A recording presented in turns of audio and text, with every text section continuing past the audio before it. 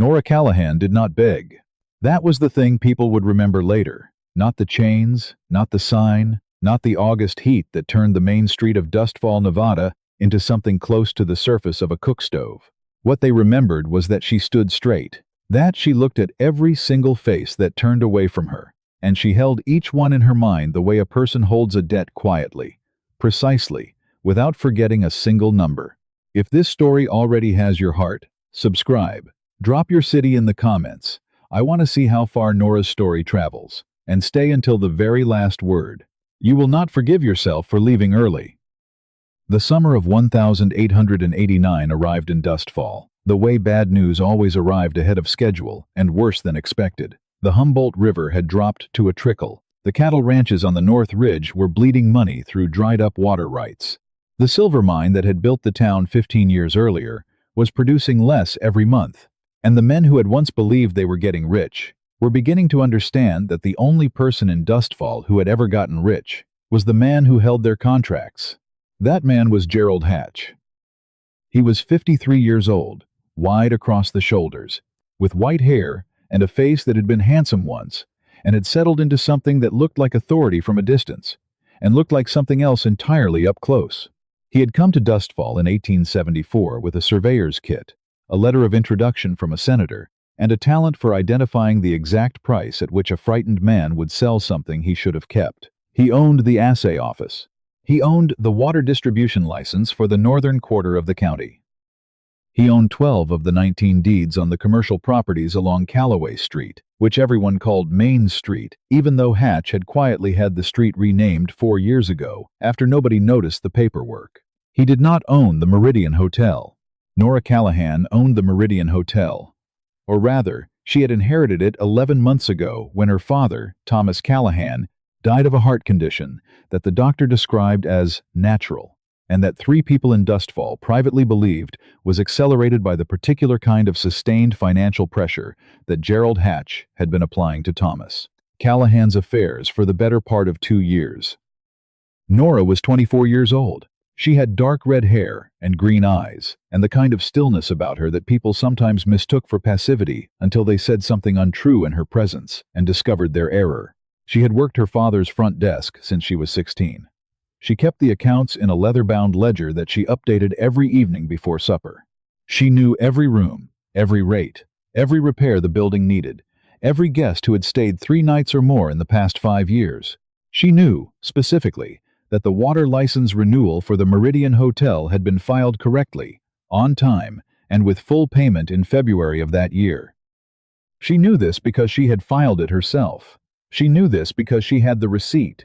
What she had not known, until Hatch's man arrived on a Tuesday morning in August with a document and a deputy, and the particular rehearsed expression of someone delivering a verdict that has already been decided, was that the water license for the Meridian Hotel had been recorded as lapsed, that the renewal she had filed had been according to the county office never received, that without a water license, the hotel could not legally operate, that with the hotel unable to operate, the loan Hatch held against the property came due in full within 30 days. That 30 days was not long enough for a woman operating alone to raise the balance, and that Gerald Hatch had a buyer waiting, which was the detail his man delivered last, almost gently, as though it were a kindness to know it was already over. Nora had read the document twice. She had looked at the deputy, whose name was Carl Briggs, and who could not hold her eyes. She had said, quietly, that the filing was completed and the receipt proved it. Hatch's man had said, equally quietly, that the county record was the county record, that a receipt proved she believed she had filed it. That believing something and proving something were, in matters of legal standing, 2 entirely different things. She had understood then what had happened. Not the mechanics of it, not yet, but the shape of it, the deliberate, patient shape of something that had been planned for longer than she had been watching. She did not cry. She made herself a promise instead, the way her father had taught her, short and specific and requiring no witness. She was going to find the receipt. She was going to find whatever else had been arranged against her. And she was going to say it out loud, in a place where no one could pretend not to hear. The chain post stood at the north end of Callaway Street, outside the assay office. It had been used twice before in 4 years, both times for men who had disputed Hatch's accounting. Both times, those men had left Dustfall before the week was out. The post was 8 feet of iron-banded wood with a crossbar and 2 chain loops, and Hatch had put Nora on it on a Wednesday morning when the street was busy, because he had learned from the first 2 times that an audience was the point. The sign above her head said fraudster. He had not used the word liar. He was more careful than that. Fraudster implied legal consequence. It made the crowd feel that what they were looking at was official, procedural, the unfortunate but necessary result of the county's systems functioning correctly. It made looking away feel like civic neutrality rather than complicity. The chains were cold when they went on. By 9 in the morning they were not. Nora stood in the August sun and looked at Dustfall, and Dustfall looked at everything except her. Emmeline Cross, who ran the dress shop 2 doors down, crossed to the other side of the street before she reached the post. Warren Dell, who had stayed at the Meridian 6 times in the past 3 years and had always paid on time and left the room clean, walked past with his hat brim pulled low. Reverend Aldous Hayes walked past reading something in his hand that Nora was reasonably certain was not a document that required reading on a public street at 9 in the morning. She watched them. She held each face the way she held numbers, without emotion, without forgiveness, without loss of precision. Gerald Hatch himself came at 10. He was wearing a gray vest and carrying a silver-handled walking stick that he did not need but had decided suited his current position in life. He stopped 12 feet from the post and looked at her the way a man looks at a completed transaction. "You could have accepted the offer, Miss Callahan," he said. "I made it twice. Your offer was 12 cents on the dollar for a building worth 4 times what you're claiming I owe," Nora said. Her voice was level. "I don't call that an offer. I call it an instruction to lose quietly." Hatch's expression did not change. "The county record is what it is."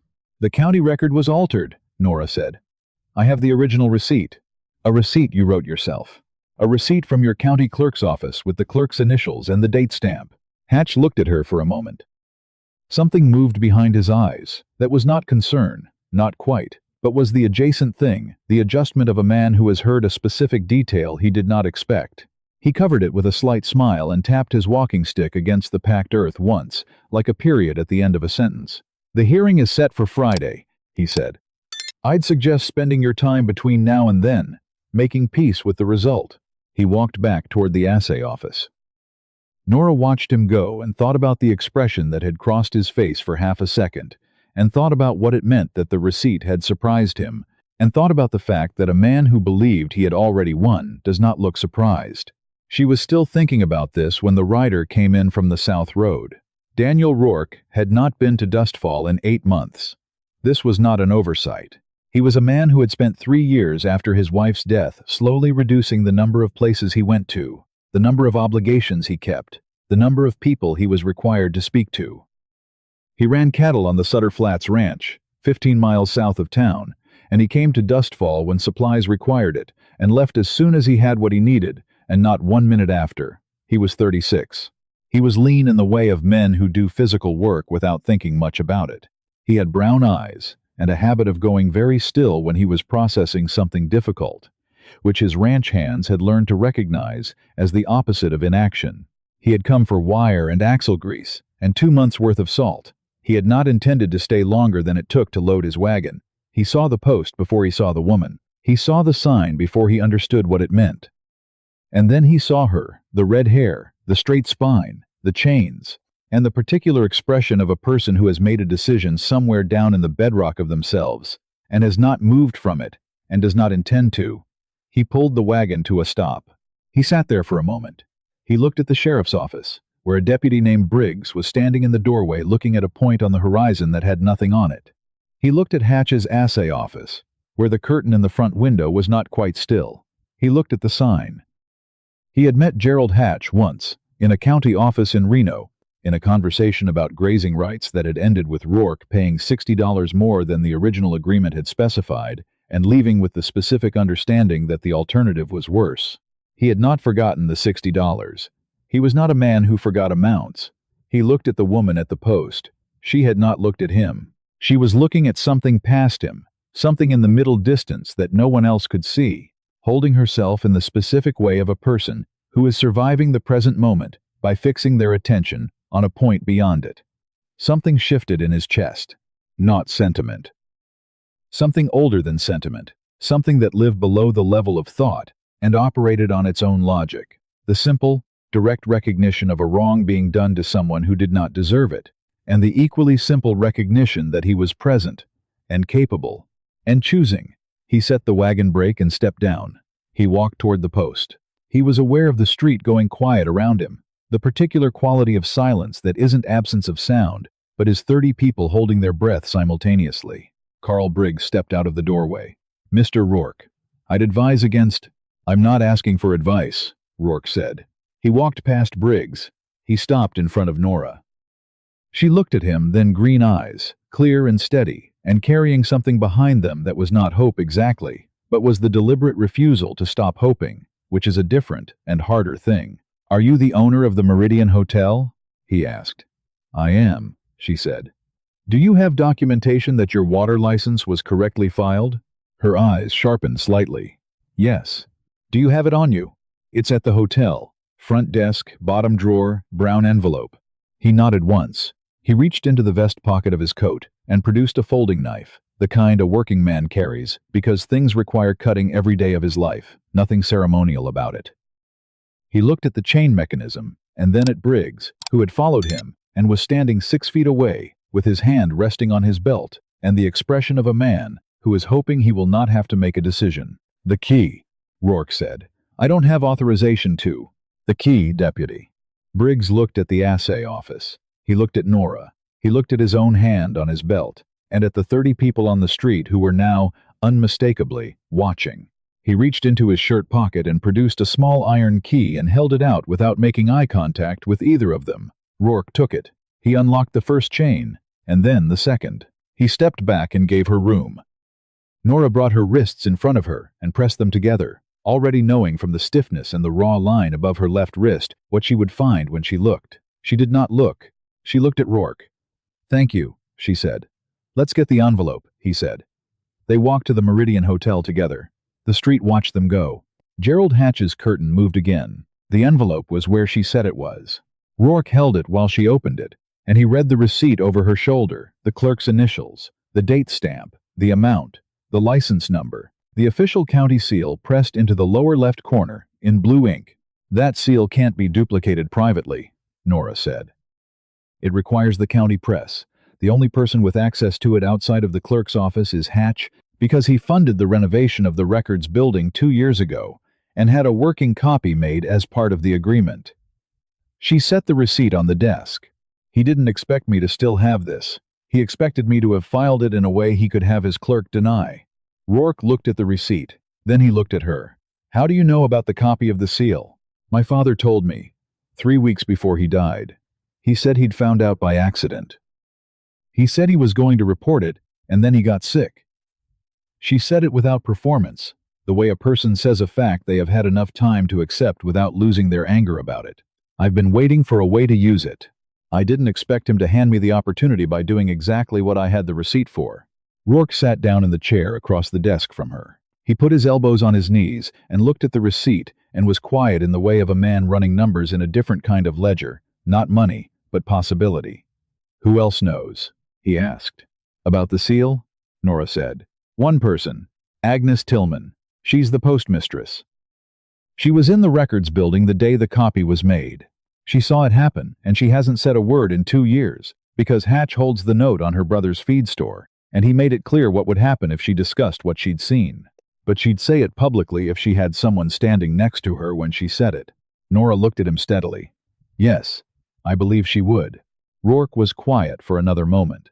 "I've got a grazing rights dispute with Hatch that I've been sitting on for 3 years, because taking it to the county judge meant taking it to a man Hatch owns. That's $60 I paid under duress, and the documentation to prove it." He paused. "And I know 2 ranchers north of the flats who have the same story. Different amounts, same method." Nora looked at him. "Rourke Callahan, why are you doing this?" He considered the question with the seriousness it deserved. "Because I watched a wrong thing happen in broad daylight on a public street, and the wrong thing was winning," he said. "And because I have been sitting 15 miles south of this town for 3 years, letting wrong things win, while I minded my own business, and I am tired of what that costs." Nora looked at the receipt on the desk. Then she looked at him. "Friday is 4 days," she said. "The hearing is at the county courthouse." "Hatch is judge." "Then we don't wait for Friday," Rourke said. "We go to the judge before Hatch does." They went to Judge Calvin Marsh that same afternoon, not to the courthouse, but to his home, a small white house at the east edge of Dustfall, with a garden his wife had planted, and a porch where he sat, most evenings with a glass of water, and the expression of a man who had been trying for 11 years to figure out how to retire. Calvin Marsh was 61 and tired, and had ruled in Gerald Hatch's favor in 14 proceedings over 4 years, and had not enjoyed a single one of them. He opened the door himself, looked at Nora and then at Rourke, and said nothing for a moment. "You've brought documentation," he said. "3 forms," Nora said. He stepped back from the door. They sat at his kitchen table. Nora laid out the receipt. She laid out her original water license application with the tracking number. She laid out the payment record from her own ledger, cross-referenced against the bank draft she had pulled from her father's files the week after he died. Rourke set down his own documentation, the signed grazing rights agreement that specified the original amount, and the bank record showing the higher amount that had actually been collected. Marsh read everything twice. His wife brought coffee that no one drank. "The seal," Marsh said finally.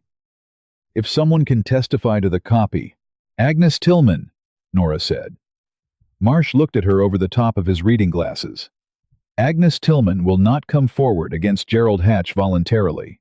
She will if she's not the only one," Nora said. "She will if the hearing isn't closed. She will if there are enough people in that courtroom that Hatch cannot single her out afterward without the whole town seeing him do it." Marsh was quiet. He looked at the papers on his table. He looked at the window and the garden beyond it, and the particular light of a Nevada afternoon in late summer. "You're asking me to hold an open hearing," he said. "I'm asking you to hold a legal hearing," Nora said, "which by statute is open to the public unless you rule otherwise. I'm asking you not to rule otherwise." Marsh looked at Rourke. "You understand what you're stepping into." "I understand what I've been stepping around for 3 years," Rourke said. "I'm done with that." The judge looked at the receipt one more time. He looked at the seal. He took his reading glasses off and folded them in his hand and said, slowly, "The hearing is Friday at 9. I'll have the notice posted in the morning. Open proceeding." He paused. "I want you to understand that I cannot guarantee the outcome." "I'm not asking you to guarantee it," Nora said. "I'm asking you to let it be seen." They left before dark. Rourke had not loaded his wire, or his axle grease, or his salt. He had been in Dustfall for 6 hours, and had committed himself to something that had the potential to cost him the lease on the Sutter Flats grazing land, which was the thing he had left after his wife died, that still made the days feel organized. He was aware of this, and had made the decision anyway, and was not going to revisit it. He rode north with Nora to the Meridian Hotel and stayed while she bolted the front door and checked the windows and moved the cash from the drawer to the floor, safe her father had installed in 1881. She worked with the calm efficiency of a woman who has prepared for the possibility of losing something she values and has decided that preparation is the only answer to fear that she finds acceptable. "The hearing might not be enough," Rourke said. He was leaning in the doorway between the lobby and the back office, not in the room, not out of it. "Even with the receipt and the seal testimony, Hatch will bring his own witnesses. He has the clerk. He may have others we don't know about. He will," Nora said. She did not look up from the safe. "He'll have 3. The clerk, the deputy that processed my chain today, and a man named Roy Sutton who works for him as a property assessor and has been adjusting valuations in Hatch's favor for 2 years. She closed the safe and turned around. "I know about Roy Sutton because he boarded here for 3 weeks in April, and he talks in his sleep." Rourke looked at her. "Loudly," she said. "What did he say?" "Enough," Nora said. "I have dates, amounts, and 2 property addresses that were assessed at half their value to justify Hatch's purchase price. One of them belongs to a widow named Frances Doyle who sold under what she believed was an accurate assessment and has been wondering why she couldn't afford the house she moved to ever since. Does Frances Doyle know what happened to her property?" "She does not," Nora said. "But I know where she lives." Agnes Tillman opened her door on Thursday morning before they knocked, which told Nora that word had already moved through Dustfall, the way words moved in a town controlled by one man fast, underground. The specific current of people who have been watching something and are waiting to find out if this is finally the day it changes. Agnes was 54, a thin woman with gray hair and the quick measuring eyes of someone who had spent 30 years reading people through a post office window. She looked at Nora, and then at Rourke, and then back at Nora, and said, "He sent someone by yesterday evening. Told me the hearing Friday was a formality, and that my brother's note would be reviewed for refinancing next month." She paused. "That's not an accident of timing." "No," Nora said. "It isn't." Agnes looked at the street behind them. The empty morning of Dustfall before the heat found its full weight. "What are you asking me to do?" "Tell what you saw in the records building," Nora said. "In public. On the record." "I know what it costs. I know what he threatened. I'm asking you to say it in a room full of people who cannot all be punished at once." Agnes was quiet for a long moment. A horse went past on the street. Somewhere 2 blocks over, someone was already hammering at something. "My brother worked for 12 years to build that store," Agnes said. "I know," Nora said. "If this goes wrong, I will not pretend it can't," Nora said. "I won't do that to you. But I can tell you that what I have, what Mr. Rourke has, what Francis Doyle will bring on Friday, it is enough. Not almost enough. Enough." She held Agnes's eyes. "And you are the piece that makes it impossible to argue that the receipt was a forgery. You are the piece that makes the seal mean something. Without you, everything else is a woman's word against a county record. With you, it is 3 independent sources pointing at the same man and the same method." Agnes looked at her hands on the doorframe. She looked at Rourke. She looked at Nora. "What time Friday?" she said. Frances Doyle came of her own accord Thursday afternoon, driving a buckboard from the property she'd moved to after selling her father's land, a 2-room house that was clean and well kept, and clearly not what she had expected when she'd accepted the assessed value. 2 years ago.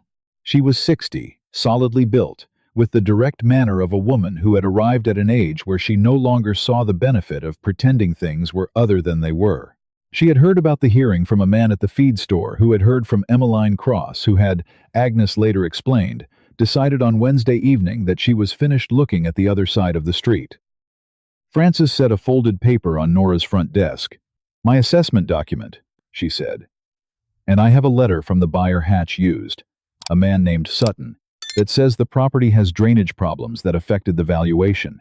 There are no drainage problems. There have never been any drainage problems. I asked my neighbor of 14 years. He said the same." She looked at Nora. "I want my land back, or I want its actual value. Either way, I want it said out loud in front of people." By Thursday evening, Nora had 4 witnesses. By Thursday night, she had 6. Because word in Dustfall was moving now the way it moves, in a town when the fear that has been holding it in place finally has something to measure itself against, and the measurement comes up short. Hatch appeared at the Meridian at 10 o'clock Thursday night. He did not knock. He walked in the way he always walked into buildings in Dustfall, with the proprietary ease of a man who has owned enough of a place to feel that ownership extends to its atmosphere. He stopped when he saw Rourke sitting in the lobby chair with his arms folded. "Rourke," Hatch said. "Hatch," Rourke said. "You've made an error in judgment." "I've made a number of those," Rourke said. "The one I'm most aware of tonight is the 3 years I spent avoiding this conversation." Hatch looked toward the back office where Nora was working. He raised his voice slightly. "Miss Callahan, I am prepared to revise the offer. Given the circumstances, I think an arrangement that allows you to retain management of the property under a long-term lease." "No," Nora said from the back office. Hatch was quiet. "I will own this hotel," Nora said, "the same way I have owned it for 11 months, the same way my father owned it for 20 years before that. I will own it with a valid water license that I paid for and filed and have a receipt for. You can revise your offer as many times as you like between now and 9 o'clock tomorrow morning. The answer will be the same." Hatch looked at Rourke. Rourke looked back at him without expression. "You're a rancher," Hatch said. "You have 15 miles of grazing land and 12 head of cattle and a lease that I can have reviewed by Monday." "You can try," Rourke said. "I have the original agreement and a bank record showing what you actually collected, and 2 other ranchers with the same documentation. We filed a complaint with the Federal Land Office in Reno on Wednesday." He paused. "While you were watching the street." Hatch went still. The specific stillness of a man who has just discovered that while he was watching one door, someone went through another. He left without speaking. The lobby door closed behind him. Nora came out of the back office and stood in the doorway and said nothing for a moment. "The federal filing," she said. "Wednesday afternoon," Rourke said. "Before we went to Marsh, I stopped at the telegraph office." She looked at him. "You did that without telling me. I thought it might put you in a difficult position if it came up before we knew whether Marsh would cooperate," he said. "I was wrong about that. I should have told you." Nora looked at him for a moment. Then she said, "Next time, tell me." "Yes," he said. "Thank you," she said. "For Wednesday. For today. For—" She stopped. "For not making me fight this sideways." "I don't know another way to fight," he said. She almost smiled. It was the closest she had come to it in 3 days. "Sleep in the second-floor room," she said. "Third door. I'll have coffee ready at 6. "I can sleep in the wagon. It's 101 degrees, and you have your own room," she said. "Don't be impractical." He went upstairs. Nora went back to her desk and worked until midnight, laying out the documents in the order she intended to present them, writing the sequence of statements in her small, even hand, building the structure of the following morning the way she had always built things, carefully, completely, with nothing left to chance that could be accounted for in advance. Friday morning came in loud. The courthouse was full before 9. Not the half-attended, functionally private proceeding Hatch had clearly anticipated, but a packed room with people standing along the back wall and spilling onto the front steps, ranchers, merchants, the women from the dress shop and the laundry, men who had been paying fees they didn't understand for years and had woken up Thursday morning to hear that someone was asking questions in public. Hatch sat at the plaintiff's table with his lawyer and his clerk and Roy Sutton, who was looking at a point on the wall with the focused intensity of a man who is willing himself not to look at the people around him. Nora sat at the respondent's table with her receipt and her ledger and her water license application and the stack of documents Rourke had assembled on his side of the case. He sat beside her. Neither of them looked at Hatch. Judge Marsh called the session to order and said that the proceeding was open to the public and that all testimony was on the official record. Hatch's lawyer went first. He was smooth and prepared and presented the lapsed license and the county record in exactly the order designed to make what had happened look administrative, procedural, the natural and unfortunate result of a filing that had failed to arrive. Nora presented the receipt. Hatch's clerk said he had no record of receiving it. Agnes Tillman stood up from the gallery and said that she did. The room went quiet. Agnes walked to the witness position and stood there with her hands folded and her spine straight, and the face of a woman who has been carrying something for 2 years and has set it down. She described the record's building renovation. She described the afternoon she had been there, returning a misdirected document, and had seen the county seal press being operated outside the clerk's presence. She named the date. She named the man she had seen operating it, Roy Sutton. Sutton looked at the wall. Hatch's lawyer began to speak. Nora said, clearly, that she had a second witness. Frances Doyle came forward with her assessment document and her letter from Sutton, and 14 years of a neighbor's testimony about drainage that did not exist. She said the assessed value had been deliberately misrepresented. She said she had been $62 short of what she needed for her current home for 2 years and had believed until this week that the shortfall was her own failure to understand the figures. Her voice broke on the last sentence and steadied again immediately. It was the most devastating thing Nora had heard in 4 days. Rourke presented his grazing rights dispute. He presented the bank record. He presented the signed statements from 2 ranchers on the North Flats, neither of whom had come to Dustfall, but both of whom had been willing to write their own names beneath their own amounts on a document that would be read aloud in a public room. Hatch's lawyer was still speaking when the man himself went quiet. He went quiet the way Gerald Hatch went quiet when he was doing arithmetic in a system that was no longer producing the answers he required. He looked at the room. He looked at Agnes and Frances and the ranchers' names in Rourke's documents. He looked at Roy Sutton, who was looking at nothing. He looked at the people standing along the back wall, the faces of men and women who had been paying fees they didn't understand and were now sitting very still, with a specific kind of attention, the attention of people who are recognizing a pattern they have experienced. Personally, he looked at Carl Briggs, who was standing near the back door, and who, when Hatch looked at him, looked at the floor. "Your Honor," Hatch's lawyer began. "I've read the receipt," Judge Marsh said. He said it simply. He said it in the specific voice of a man who has made a decision and is done with the arguments for going a different direction. The seal on this receipt is consistent with an official county filing. The license number corresponds to an active application. The payment is documented in the respondent's bank records. He set the papers down. The county record will be corrected. The water license is valid. The hotel's operating status is unaffected. He looked at Hatch. As to the matters raised by Mr. Rourke and the additional testimony given this morning regarding property assessments and the unauthorized use of county instruments, I am referring those matters to the Federal Land Office in Reno, which I understand has already received preliminary documentation. He paused. This proceeding is adjourned. The room did not erupt. That was the thing Nora had not expected.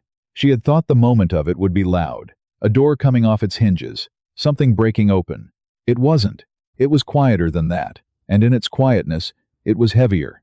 It was the sound of air moving back into a space that had been sealed for too long. People exhaled and turned to each other and began talking. The low, urgent talking of people who have been holding their breath and have just been given back the right to breathe. Frances Doyle was crying, silently, with the dignity of a woman who has been told that what she knew to be true was true. Agnes Tillman sat back down in the gallery and put her hands in her lap and looked at nothing for a long moment, and then at Nora, and gave a single nod. Nora stood up from the respondent's table. She turned and looked at the room. She looked at the faces, the ranchers, the merchants, Emmeline Cross from the dress shop who had crossed the street 2 days ago and who was now standing in a public courthouse having come of her own will. She looked at Carl Briggs at the back, who was still looking at the floor but who had handed over a key. Gerald Hatch walked out of the courtroom without speaking. His lawyer followed. Roy Sutton followed last, and at the door he paused, and then he turned around, and he said, to no one in particular, his voice carrying to the whole room anyway, I have records. Every assessment I altered. Every address. I have records of all of it. He stopped. I would like to speak to someone from the federal office. The room went very still, and then louder than it had been. The formal process took weeks. That was the part nobody's pulse jumped at, but it mattered just as much. Nora knew this from 3 years of watching a land office process what other people had done wrong and right. She drove the documentation, sequenced the filings, worked with Rourke and the federal examiner, who came from Reno on a Tuesday, 3 weeks after the hearing. She spent long evenings at the front desk of the Meridian with ledgers and cross-reference statements and the careful, methodical work of building something that would hold up not just in a room full of people but in the slow, formal machinery of official accountability. The water license was formally reinstated the 2nd week of September. The fraudulent property assessments were invalidated the 3rd week. Frances Doyle's case was referred for restitution. The Henderson assessment, the 2 ranchers from the North Flats, 4 others that Roy Sutton had named, all of them in review. Gerald Hatch was removed from his role in county proceedings, pending federal review. He retained his property holdings, which would take longer to untangle. But the architecture of the system he had built, the fear, the isolated threats, the one-at-a-time pressure that had worked precisely because no one could see the whole shape of it at once, that was gone. Because too many people had been in the same room on the same morning and seen the same thing at the same time, and the particular invisibility that cruelty requires when it has had practice no longer existed in Dustfall. Agnes Tillman's brother kept his feed store. The note was reviewed by a different lender at a rate that didn't require him to choose between the loan and the building. Carl Briggs handed in his deputy's badge. He took a job at a ranch in Utah and left before October. Nora thought about him occasionally, not with anger, but with the particular complicated feeling of someone who has watched a person make one right choice too late and understands both the lateness and the choice. The post was taken down on a Saturday morning. No announcement. Martin from the hardware store showed up with a wrench and started working the base fittings, and by the time he'd been at it for a while there were other people there, and then more. And nobody said anything that was worth recording except for the work itself, which was the point. Nora was not there when it came down. She was at the front desk of the Meridian, going through the week's accounts, which were better than they had been in 2 years, because the water license meant the hotel could operate legally and openly, and guests had come back once the word changed in Dustfall. And the word did change. Rourke was in the lobby. He had come in from Sutter Flats 3 days ago on a supply run that had taken considerably longer than supply runs usually took, which both of them understood was not about supplies. He was reading something, and not reading it, in the particular way of a man who is aware of another person in the room, without looking at them. The grazing rights filing came back, Nora said without looking up. I saw, he said. $62 refunded, plus interest, which brings it to $74. She turned a page. You could use the additional room in the budget for the east fence repair you've been deferring. How do you know about the east fence? You mentioned it in September. I do the math. He set down what he was not reading. Nora. She looked up. I have been 15 miles south of this town for 3 years, he said. And the 15 miles have been fine. They've been adequate. They've been what I needed when what I needed was distance from everything that reminded me of what I'd lost. He paused. That is not what I need now. She looked at him steadily, in the way she looked at numbers that mattered with full attention, without rushing to the conclusion before she had read every line. The east fence is $300 to do correctly, she said. I know. If you sell the north grazing lease through winter and reinvest in the spring stock, you can cover it and retire the grazing rights debt by summer. You've run those numbers already. I run numbers, she said. It's what I do. He looked at her.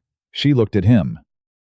Outside on Callaway Street, Dustfall was moving through its morning boots on board sidewalks, the sound of the baker's wagon, 2 men talking about the price of silver futures, the ordinary alive sound of a place that has remembered how to be ordinary. Ask me something, she said. Stay, he said. Not the hotel, not Dustfall. Her. Stay. Because that table is better with you at it, and because I think you know that. And because I am too old and too honest to pretend I don't mean exactly what I'm saying. Nora set down her pen. She looked at the ledger, at the week's accounts, at the numbers that were better than they had been, at the building around her that was her father's and was hers, and was standing. She looked at Rourke. I'm not going anywhere, she said. I have a hotel to run. He almost smiled. She saw it. That wasn't a no, he said. No, she said. It wasn't. They married in November when the Nevada desert had cooled to something that allowed human beings to think clearly. The cottonwoods along the dry creek at the east edge of town had gone gold. Agnes Tillman was there. Francis Doyle was there. Martin from the hardware store was there, still with calluses on his palms from the wrench. The North Flats ranchers came down. Carl Briggs was not there, and no one spoke of him, and that was the correct thing. Judge Calvin Marsh stood at the back of the small gathering with the expression of a man who had spent 11 years making wrong decisions in the direction of one powerful man's convenience and had made one right one and was calculating slowly what the balance of that came to and had not yet arrived at an answer and was going to be doing that calculation for a long time. That was appropriate. He was there, which was what mattered. Standing at the back because he understood the back was where he had earned. The ceremony was short. Neither of them wanted performance. The real thing had happened already across a hotel desk and a courthouse table and the small, specific moments of 2 people who had been handling hard things alone for a long time and had discovered the particular relief of not having to anymore. Reverend Hayes spoke the words. He had walked past the post on a Wednesday morning with something in his hand. He had come to the hearing on Friday. Some distances are longer than they look, and some people travel them anyway. Nora thought this, watching him, and did not say it, and let him say the words. Rourke said his without looking anywhere but at her face. She said hers and felt them settle, the way she felt numbers settle when the column added up correctly after a long time of not quite coming out right. Not dramatically, not with ceremony, just the quiet, solid click of a true thing in its right place. The post from Callaway Street had been taken apart, and the wood given to whoever needed it. 2 boards of it ended up as a bench outside the new schoolhouse door, because a child in Dustfall who needed to sit for a moment should have somewhere to sit, and because a town that has been through something should have a way to mark that without demanding that anyone look at it or explain it. You could see the nail holes if you looked. 4 of them from the crossbar that had held the sign. Nobody had filled them. The bench had been painted white, and the nail holes were small and dark against the white, and you could see them or not, depending on whether you were looking. Nora had sat on it once, the morning before her wedding, alone, in the early light before the town woke up. She had put her hands on the wood and felt the grain beneath her palms and sat with what had happened in the space between August and November, the full weight of it. The post and the chains, and the 30 faces that had chosen the other side of the street, and the one face that had not. She had sat there for a few minutes. Then she had stood up and walked back to the hotel, because she had accounts to finish and a water license to file for renewal, and a life that was fuller than it had been, and still required all of her attention, which she gave it willingly. She had not looked back at the bench. She knew where it was. That was enough. Nora Callahan had stood in chains on a public street with her name called a lie, and the whole town pointing its eyes at the ground. She had not broken. She had not begged. She had held every averted face in her mind like a number in a column, and she had waited for the arithmetic to come out right. One man had stopped. One man had stepped down from a wagon and walked towards something that cost him considerably, and done it anyway. That single act had not been enough to fix what was broken, but it had been the first true thing, the visible one, the one that gave everyone else a direction to walk in, and in a town that has forgotten which way decency runs, sometimes that is all that the first true thing needs to be. Shame requires silence to survive. It requires the eyes pointed at the ground, and the held breath, and the practiced looking away. The moment it is named out loud, in public, by the person it was built to break, it stops being a system, and becomes simply what it always was, one man's fear, dressed up in legal language, and a walking stick with a silver handle. And that, once seen clearly in good light, by enough people standing in the same place at the same time, cannot be unseen. That is the thing. One person stopping that is how it begins. Not a speech, not a plan, just someone stepping down from a wagon when every easier choice was to keep moving. Nora did not need rescuing. She needed one person to make decency visible so that others could find their way back to it. The courage we withhold from strangers costs us more than we know, and the courage we offer, even once, even late, can change the whole direction of a town. A small note to our listeners: this story was created and imagined by AI, crafted to bring you an hour of meaningful entertainment and to carry forward a truth worth keeping. That one honest act, offered without hesitation, is never wasted.